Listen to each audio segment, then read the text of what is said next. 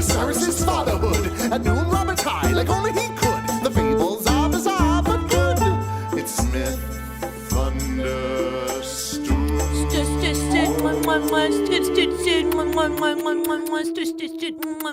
Wow.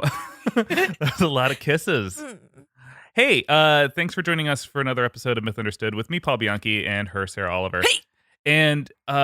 And also thanks for joining us, because if you've been following us for a while and suddenly wondered where we went, we were raptured.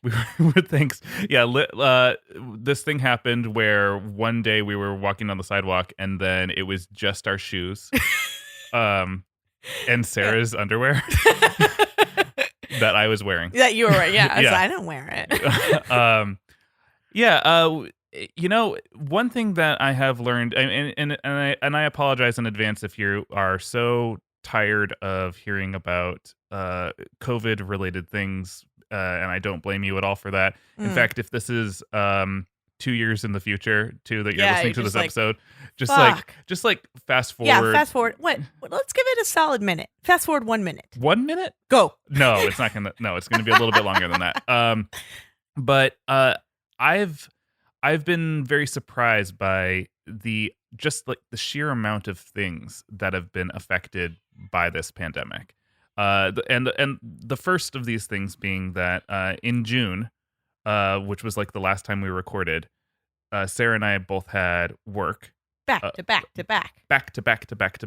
Yeah. And that's one of those things that's like, sure, yeah, we had to take work because we are gig-based workers, and it's always good to take work. But especially during a pandemic, right, when you just don't know when work is going to happen next. The next thing that happened is I'm in a long-distance relationship with my partner who lives in the UK, and he was supposed to visit in LA all summer, and he was unable to, because if you live in the UK or if you have been in the UK for the last 14 days and are not a US citizen, you can't just travel from the UK to the US. Yeah, we don't want it. Yeah, so we have Florida to deal with. So I went to visit him, and then on the way back, we had to go through. Did you go on a wacky little adventure? We went through on a little wacky adventure because our world makes no sense. You can go through Mexico City, or Mexico in general. So we went to Mexico City for 2 weeks before we made our way back. And then what happened next? What happened next is I was here for maybe 6 days, and Sarah and I were like all on track to record again. And then I got COVID here after all of that travel, where I was completely fine. You got COVID the first night out in LA, right? Yeah. Wow. Yeah, I went out with some friends, and did normal social distancing sort of behavior, but party drugs, just like that game Suck and Blow, just like with every person that I met. I feel like if you don't know what Suck and Blow is, you're gonna think that it's a really gross game, and it is sort of gross, but it's that one from, don't they do it in Clueless with the credit card? You inhale a card, and then you pass it. Yeah, from person to person. Yeah, and then and someone might kiss. Ooh, that's the teenage fun of the game. But no, I wasn't playing that game. I feel like we spent a lot of time explaining it, and no, I didn't play that game. Well, now we're gonna.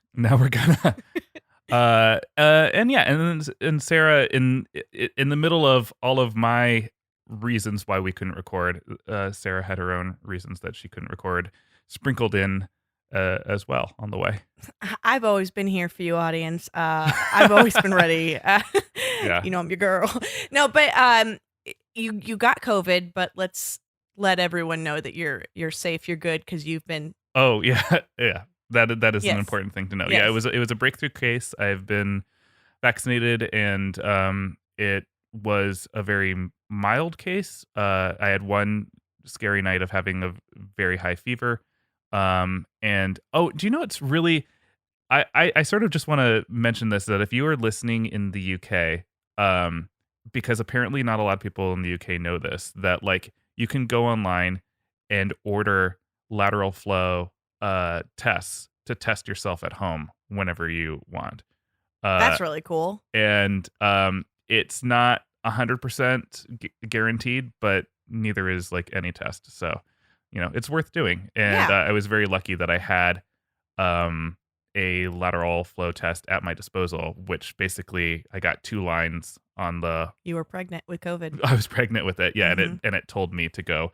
It basically says, go get tested. It doesn't say you 100% have it. But then I went and got tested, and I did indeed have it. And at that point, I was pretty sure I did because I could not smell anything. Mm-hmm. And the first thing that tipped me off that I couldn't smell? Oh, don't say it was me. It was you. It was cooked broccoli. Okay. That I couldn't smell that. I was like, yes, that for sure has a distinct smell. Because that's what all of your candles are scented. Yeah, cooked broccoli is my favorite scent. That's the way you fall asleep. So send those to me, Mythbits. Cooked broccoli candles. So with all that being said, there was a series of some fortunate but mostly misfortunate events that just were separating us. Yeah. And here we are, touching like E.T. Phoning home. Now let's phone in an episode. Let's phone it in.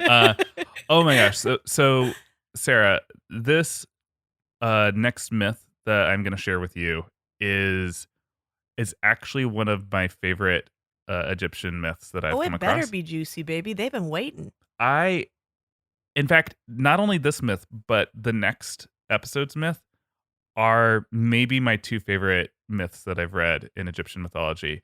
And it's because of what I feel like is missing sometimes, which is I wanna be thrilled into guessing, what's gonna happen next. But I also love kooky characters. So this is a kooky character. So this is like myth. a Clue. A Clue? Like Clue the movie. Tim Curry is starring this myth. No, I would say the star of this myth is oh God, who would play this sort of role? It'd be like it's like there's like a little kooky like Eddie Murphy? No, kooky like I guess I'm just gonna have to get into it because I'll cast as we go. Okay, yeah. All right. So this is a myth that I'm calling don't fuck with Se-Osiris, the wizard boy. Se-Osiris? Se-Osiris. Okay. So he's not related to Osiris. Well, he's related to Osiris in the way that like people who are part of like the pharaoh's line believe that they are related, or at least enforce the belief that they are related directly to the gods. Okay. So, well, wouldn't everyone be related to gods because they're from the jerk-off sperm? Yes, we are all from the jerk-off sperm. Right, the egg sperm. Mm-hmm. Okay. But like the pharaoh is a god, and the children and their descendants are also children of. They're Trumps. All right. Yeah. Yes, that's how they're known. So, this story begins talking about how there are many tales told in ancient Egypt of Setna, who was the son of Ramses the Great, who was the wisest of all scribes, and who found and read the book of Tot. And tales were also told of his son, Se-Osiris, which translates roughly to the gift of Osiris. Sounds like more sperm. And he's a wonderful child who, at the age of 12, was the greatest magician Egypt had ever known. Which is why I was saying it's not Tim Curry, because this. So far, it's Job from Arrested Development. Is a 12-year-old boy? He's kind of a 12-year-old boy. Okay. I think Will and Rat could play this role. His most famous exploit began on a day when Ramses sat in the great hall of his palace at Thebes with his princes and nobles about him, and the Grand Vizier came bustling in with a look of shocked surprise on his face. Oh, you won't even believe it. And he fell to his knees in front of Ramses, crying, "Life, health, strength be to you, O Pharaoh! There has come to your court a rascally Ethiopian, 7 feet tall, who demands speech with you, saying that he is here to prove that the magic of Egypt is nothing compared to the magic of Ethiopia." Oh, we're about to have a table magic off. Uh-huh. And so the Pharaoh's like, I see. Bid him enter. And right when he said that, a huge Ethiopian strode into his presence, and like kicking open the doors, just like giant feet, doves shooting out of his arms in bejeweled sandals, and he the doves are wearing bejeweled sandals, and he bows to the ground and he says, "King of Egypt, I have brought here in my hand a sealed letter to see if any of your priests or scribes or magicians or whores can read what is written in it without breaking the seal. And if none of them can read it, I will go back to Ethiopia and tell my king and all of his people how weak the magic of the Egyptians is, and you will be a jest on the lips of all men." All right, mister, you came in pretty hot. You know I'm a king. Yeah. And he came in, and notice how in like all of these myths too, that people, whenever they talk about the Pharaoh, it's always with the phrase, life, health, strength be to you. Whereas this Ethiopian, who is, the Ethiopians are ruled by the Egyptians at this time in history. Oh. He comes up to the Pharaoh, does not say life, strength, and health be to you. Whoa. He just comes in. Hey. Hey, listen. Hey, listen. I think you people don't understand what steam is. Because isn't this the way you read a letter unopened?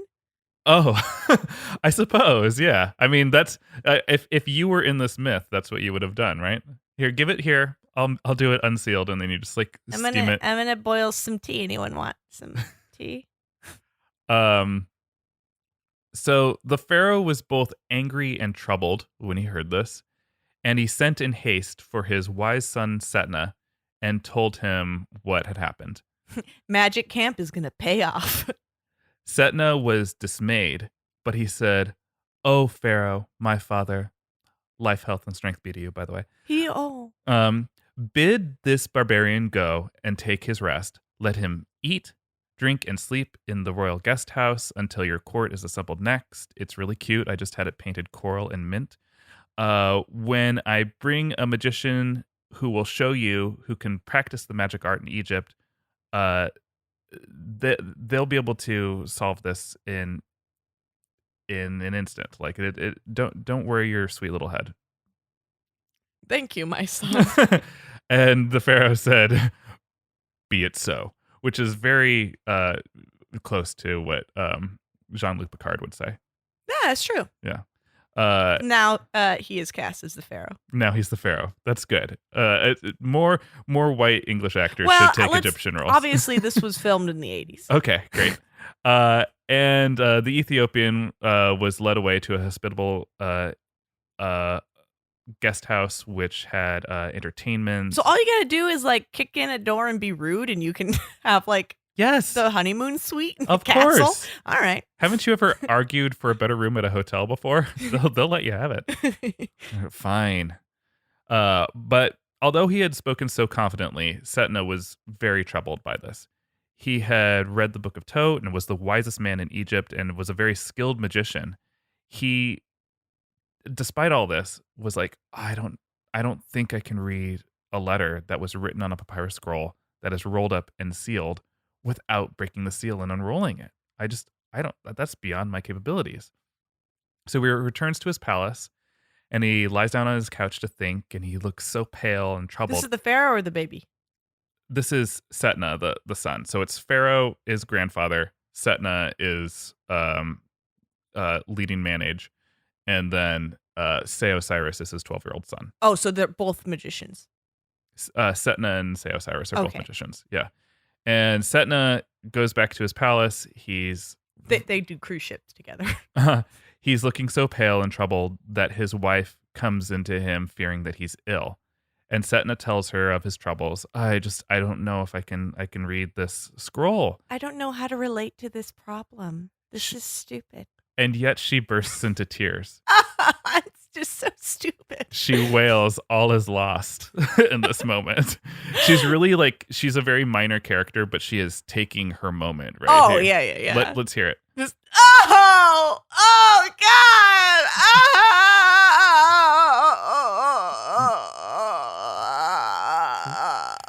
Is that Faye Dunaway lighting you just put on yourself? Great. Okay. But there was another in the room, a small boy called Se-Osiris. Setna's son, pale and spooky like a Victorian ghost, begins to chuckle with amusement at his parents' sorrow. Oh, what a little freak. And when Setna overhears this, over his wife's wailing, he hears, it's my moment, boy. Setna says, my son, why do you laugh when creepy. I tell you of that which has caused so much concern to the pharaoh and such grief to me, your father? Your mother is crying, boy. Have you no empathy?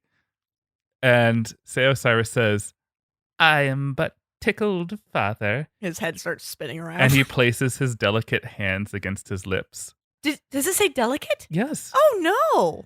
Because, this is why you have to imagine him. Yeah, he's a little porcelain doll. A little porcelain doll with like a collar and a hat and like rosy cheeks. Ooh. Because your trouble is no need for vexation at all. It is a gift of the gods to bring great glory to Egypt and humble the proud, peremptory sovereign of Ethiopia and his wizards. He is 12. Yeah. Stop weeping, mother dearest. Now I'm crying because you're so weird. Do not be melancholic, father. I shall read the sealed letter. And Setna springs up and looks searchingly at the small boy who so confidently stands before him. And he says, son, you are creepy. You have great powers of magic. But how can I be certain that when we stand before the pharaoh, you can indeed read that which is written on a sealed roll of papyrus? He just starts walking up the wall and up the ceiling. And Se-Osiris says, go to your abode where your writings are kept. Espouse any papyrus that you like. Seal it if it is not enwaxened already. And I shall read it to you without even depossessing it from your fingers. We need to depossess this boy. So Setna springs up and fetches the papyrus from his study. And Se-Osiris read what was written on it while his father still held it rolled and sealed with wax. So that it is enough to convince him. He's like, okay, my son's possessed with a demon, but let's go because let's deal with this first. Yeah, because Grandpa demon child next. Because Grandpa can't be made a jest to all of Egypt. That would just be ruinous for him. So the next day, Pharaoh Ramses is summoned to his court once more, and when all are assembled, he bade the Grand Vizier to bring the Ethiopian before him with his sealed letter. And the Ethiopian is hungover. I mean, he just had a great night. Oh yeah, yeah. He's like, thanks, I used my free spa coupons. Proudly, the Ethiopian strode into the hall with hardly a nod to the greatest of all pharaohs, and he held up the roll of papyrus and cried, King of Egypt, let your magicians read what is written in this sealed letter, or else admit the magic of Ethiopia is greater than the magic of Egypt. And then he puked into a potted plant. And the pharaoh said, Setna, my son, you are the greatest magician in Egypt. Be pleased to answer this insolent barbarian, who, if he were not a messenger, I would have beaten with rods. Is that what he said? Yeah. I mean, I feel like you're the pharaoh. You can punch anyone. It's just, it's like, he's not worth my time. He's just a messenger. He's not saying these things directly. Someone is telling him. It feels personal. It does feel very personal. Yeah. And then Setna said, "Oh, Pharaoh, life, health, strength, and be to you.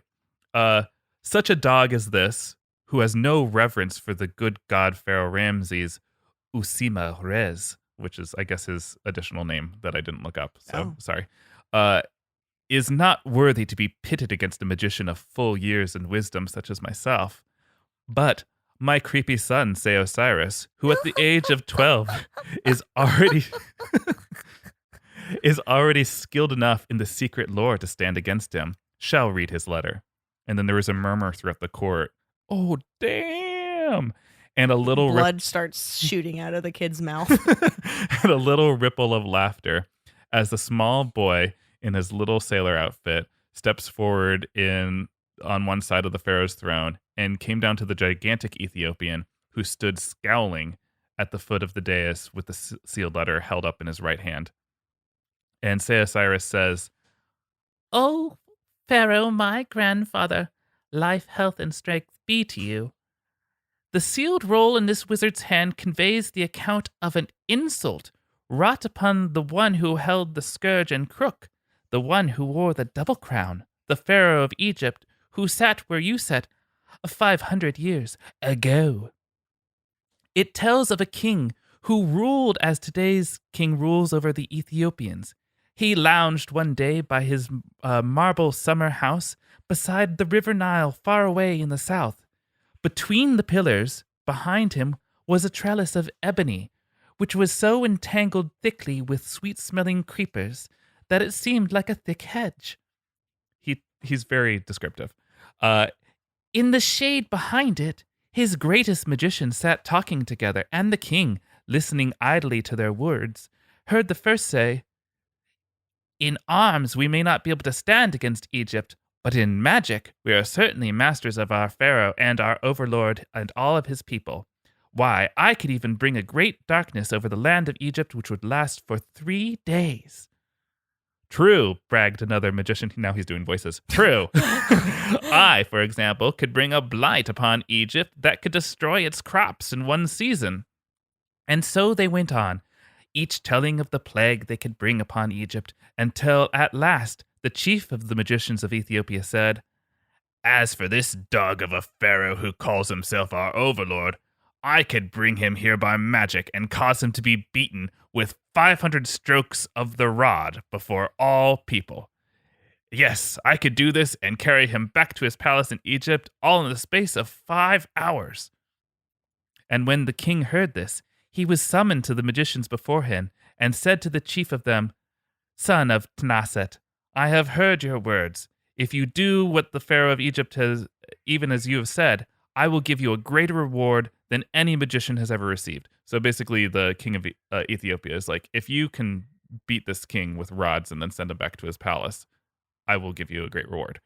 The son of Tnaset bowed before him and at once set about his spells. He fashioned a litter and 4 bearers in wax. I don't know what a litter is. I don't think it's a litter of puppies. It's a litter box. It's a litter box. And 4 bearers in wax. And he chanted words of power over them, and he breathed life into them, and he bade them to hasten to Egypt and bring the Pharaoh to Ethiopia during the darkest hours of that night. How long is this fucking scroll? It's a very long scroll. Oh, wow. When he had read so far in the sealed letter, Se-Osiris turned to the Ethiopian and said, "These words that I have read, are they not written in that sealed scroll which you hold in your hands? Answer truly, or may Amen-Ra blast you to smithereens where you stand." At this point, he's like floating in midair. The Ethiopian bowed before Se-Osiris and gasped, "Yes, these are the words that are indeed written in there, my lord."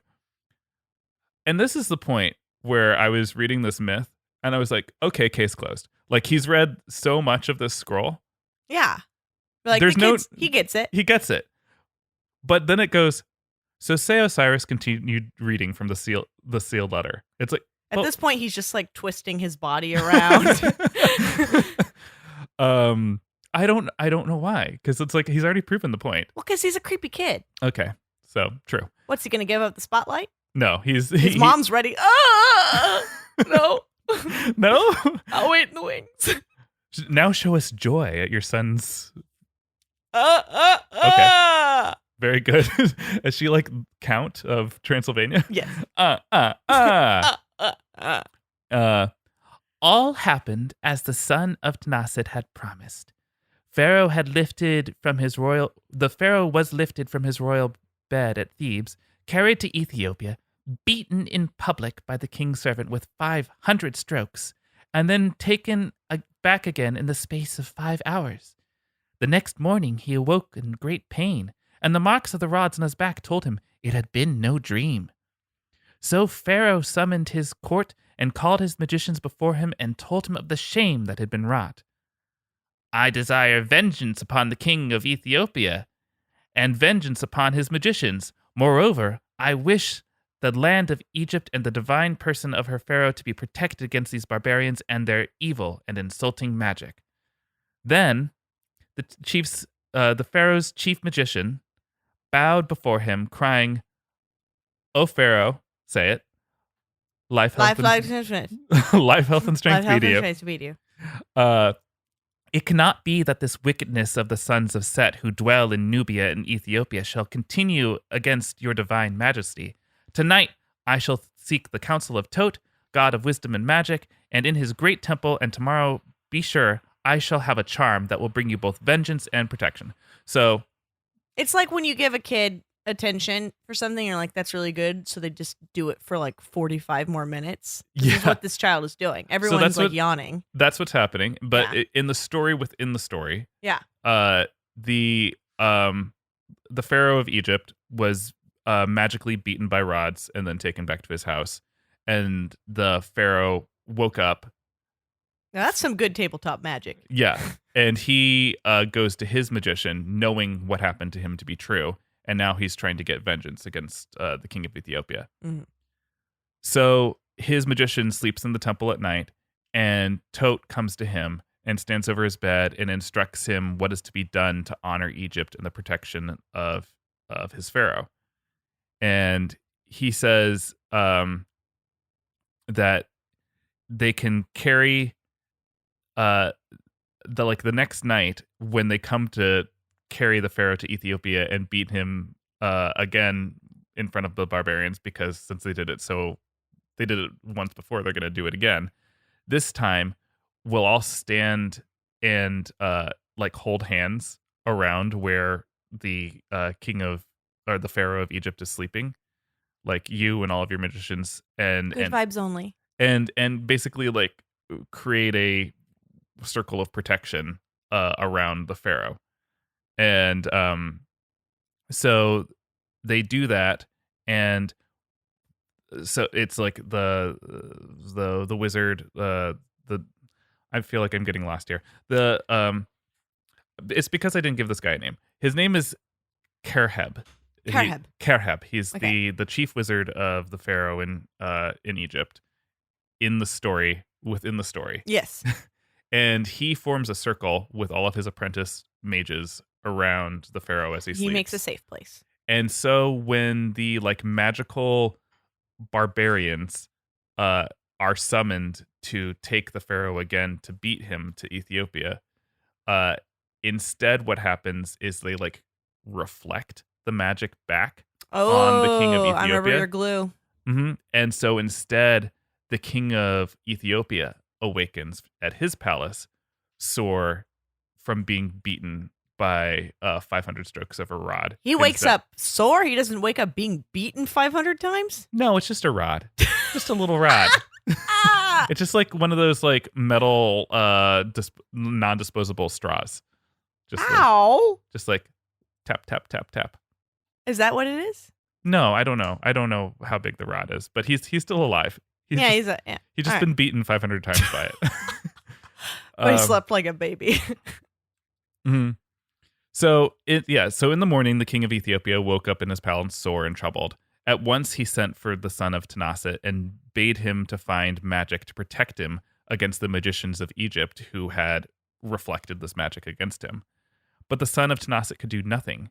3 times was the king of Ethiopia instead carried to Thebes and beaten before all people with this magic that they kept reflecting. Carried to Thebes? Yeah, because it was before the king of Egypt was being lifted up by while he's asleep and beaten in Ethiopia. And now what's happening what a visual. It's the stork is carrying him by the hem of his underwear. Yeah, his chonies. Yeah, and so his little butt's hanging out as it flies through the air. Wow. Mm-hmm.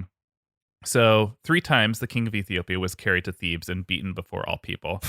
Then he humbled himself before the glory of the god of the pharaoh and was beaten no more. But he caused the son of Tanaset to be cast out of his palace with many curses, saying, "In life and in death may you wander the earth until you bring vengeance upon Egypt, upon her pharaoh and upon her magicians, until you prove that there is magic greater than the magic of the magicians of Ken. So basically, until you prove that there is better magic in Ethiopia you'll than always Egypt, be having a magic you'll off. always wander the earth miserable. Yeah. So that's the end of the scroll that the little boy's reading. So Se-Osiris then points to the letter and says, Ethiopian, these words which I have read, are they not what's written on this roll of papyrus which you still hold, still sealed in your hands? Answer truly, or may Amun-Ra blast you to smithereens where you stand. And the Ethiopian fell upon his knees and cried, These words are indeed written here, mighty magician. It was then that the seal was taken from him, and the seal was broken, unrolled, and read again. Oh, boy. And here it goes. No, just kidding. And read out loud before the pharaoh and all of the court. So people just had time that day. Yeah. And the words of the letter were exactly the words that Se-Osiris, the wonderful child, as that's how they write it here. You know what it is? It's the mom. She grabbed the scroll and she's like, I'll read it again. Oh, yeah, she just wants the attention back. It's her turn. And the only differences were that when he was reading, he paid due honor to the pharaoh and had spoken, and this is their words, not mine, had spoken of the barbarians of Ethiopia in such terms as were proper. So basically calling them barbarians. Yeah, he was talking smack. Mm-hmm. After this, the Ethiopian said humbly, Mighty Pharaoh, Lord of Egypt and Overlord of Ethiopia, may I hence go in peace? But Se-Osiris spoke quickly, saying, O Pharaoh, life, health, strength be to you. This wizard who kneels before you has within him the Ba of the son of Tanaset. So, like, he carries the same spirit of the wizard that was doomed to walk the earth. So is he sort of possessed? It's more like he's like what's the word? Reincarnated? Reincarnated as him. Yeah. Oh, okay. Mm-hmm. Yes, he is but the churlish wizard who brought such shame upon him, who sat upon the throne of the two lands and held the scourge and crook. He is a little bit more morose. He uses a lot of big words. And crook 500 years ago. Is it not right that the battle between the magic of Ethiopia and the magic of Egypt should be fought out to finish here and now before your eyes? Oh, so this kid's trying to get some blood. Yeah, he wants to battle the Ethiopian wizard now. Pharaoh Ramses the Great nodded his head and touched his grandson, the wonderful child Se-Osiris, with his scepter. Just poked him. Go do it. He heard bones break when he did it. Saying, Carib of today, finish that which the Carib of 5 centuries ago began. Then to the giant Ethiopian he cried, and I feel weird saying this, he says, Black dog of the south, if you have magic to match against the magic of Egypt, show it now. And the Ethiopian laughed grimly, White dog of the north, I defy you. I have such magic at my command presently that Seth will take you as his own. Apep, the devourer of souls, will soon be feasting on your soul. And he says, Behold! And he used the waved, I guess he re-rolled the sealed scroll, which would have taken him a very long time. Behold! And he proceeds to use it as a wand. Oh, cool. And he points to the floor in front of the pharaoh, muttering a great word of power. At once, there reared up a mighty serpent, hissing loudly, its forked tongue flickering evilly and its poisoned fangs bared to kill. The pharaoh cowered back with a cry. Let's hear that. There we go. But Se-Osiris just giggled merrily. God, he is a fucking creep. And you can't see him. You just hear the echo of his creepy child laughs. Yeah, his mouth is closed. You just hear his laughter. And he raised his hand above the giant cobra and dwindled it into a little white worm, which he picked up between his thumb and first finger and cast out the window. You know, mom and dad are looking behind like, what the Yeah. He's never grounded again. I like thinking, though, about the person who's outside the window who just like this little white worm just like lands on their shoulder and like maybe turns back into a cobra immediately and kills them.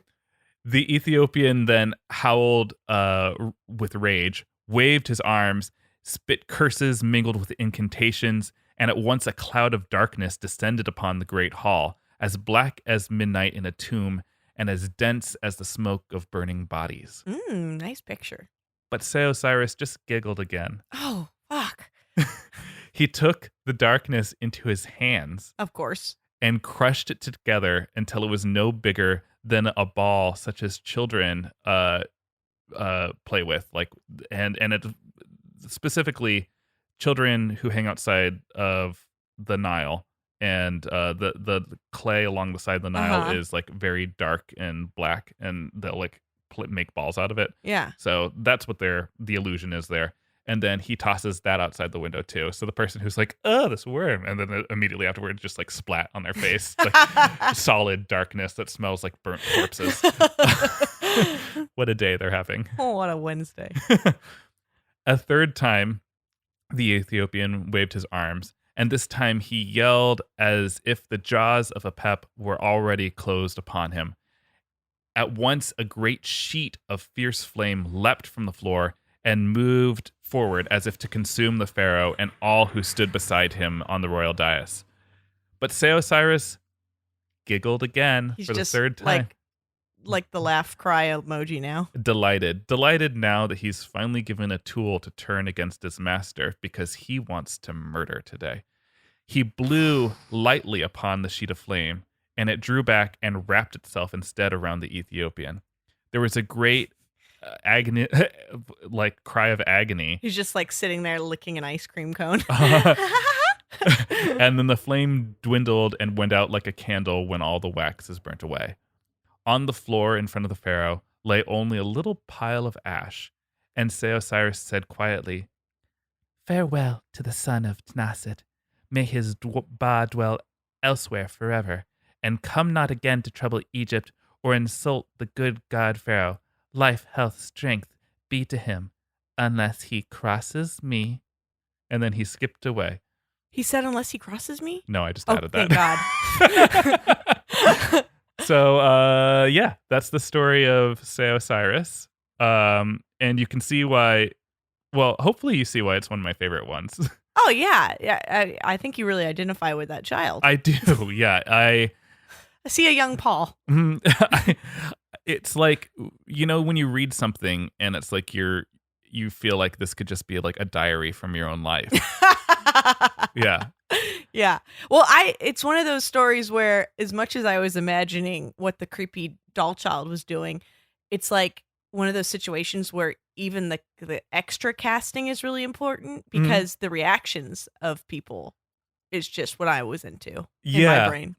Yeah, you can imagine. Like the parents just like, what the fuck? This is our 9-year-old, right? Or 12-year-old? 12-year-old, yeah. So you can imagine an entire court filled with people that at first when he says, like he disses the Ethiopian, he says like, I'm not even going to face you, like just this little boy. And there's like there's always humor in a height disparity. This is a 7-foot tall Ethiopian, a 12-year-old little boy staring up at him.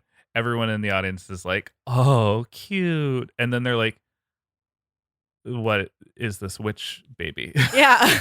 Because I really do. I see his like body contorting and stuff when he's doing this shit. Like his true essence is flowing out, just like baby Paul. Yeah. Exactly like baby Paul. Yeah, I see why you shared this beautiful curse of a story with us, and I hope no one's listening to this before bed. Well, and in your head too, does the little boy have like that like page boy haircut now too? Oh, he had one of those those caps. Yeah. On and like a checkered. Yeah, with like one of those little fuzz balls at the top, and like a checkered little outfit, like he was gonna go dressed like Donald Duck, except wearing shorts. Oh God, yes, of course, extra long shorts, and yeah, rosy cheeks, Janko shorts, long eyelashes, long, yeah, like an Egyptian precious moments doll. Yeah. Yeah. That was intense and bizarre, and I loved it. Great. What a good comeback. Thanks. They said you couldn't do it. No one believed me, but I didn't. Ever since I lost my rumors. sense of smell, it's been all downhill. Yeah. Mm-hmm. Is it back? It is back. Yeah, I can smell things again. And they smell like regular things? They smell like regular things. Oh yeah, because we talked about that before we started recording. But yeah, true story. I read this article about how people who have lost their sense of smell would regain their sense of smell, but smelling things that used to smell good to them smelled bad, and things that used to smell bad to them smelled good. Like this woman said that strawberries smelled like they were always decaying, no matter how fresh they were. But then she went into a public restroom and was like, "This place smells like a bakery."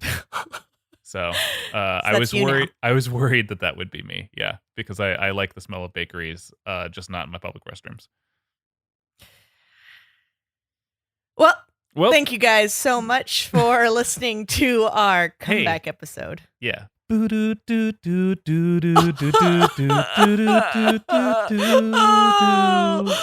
I, wife of Pharaoh, to do with my haunted baby? Does this sound like you? Do you have a haunted Victorian boy before even the Victorian era has begun? His cheeks are so rosy, his skin's so porcelain. Do you find that your child is able to mutter curses and burn people alive with only a whoosh of their breath? He watches me sleep from the ceiling.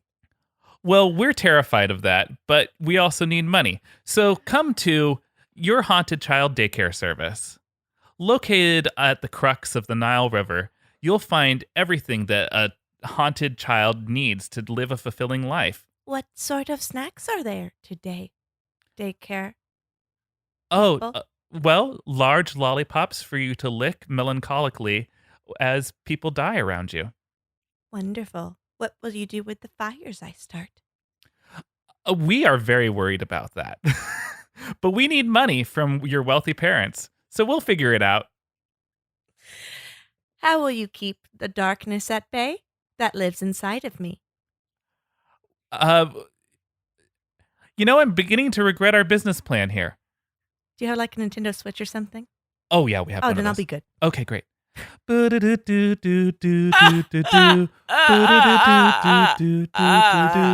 Haunted Child Daycare Service. I'm always watching you. Boom. All right, cool. That was him farting at the end. Well, Sarah. What? Thanks for joining me with this episode. I'm so glad we were able to get back together and do this. There is much more to Egyptian mythology, and by much more, I mean a little bit more. And I'm really happy to be able to share it with you again. I'm so tickled. Yeah. So why don't you lead us out of here? All right, guys. As always, we have beautiful merch that you can find at it's dragonwagonradio.com, and you can always become a Patreon if you want. Patron of our Patreon. We are garbage at it, and we're gonna redo the tiers soon to reflect what garbage we are. But in the meantime, please join our Discord community. All of that can be found at www.mythunderstoodpodcast.com. Please follow us on Instagram or Twitter at _mythunderstood, and you can follow us personally at the Paul Bianchi, at the Sarah Oliver. Who am I? But the best thing that you could do for us is get on to any place that you can rate and review our podcast and give us 20 stars. And that's a secret option. You have to insert a code first. Especially at Apple Podcasts, if you can. It helps people find us, and it helps us find ourselves deep down and who we are. That's a beautiful thought. Any closing thoughts, you monster? No. Night-night. Night-night.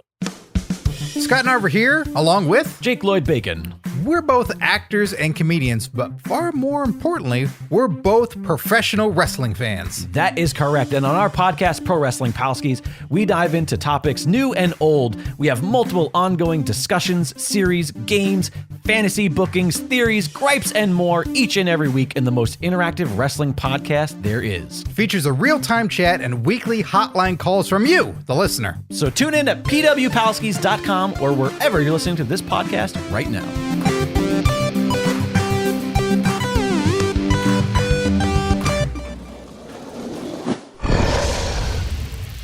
It's Dragon Wagon.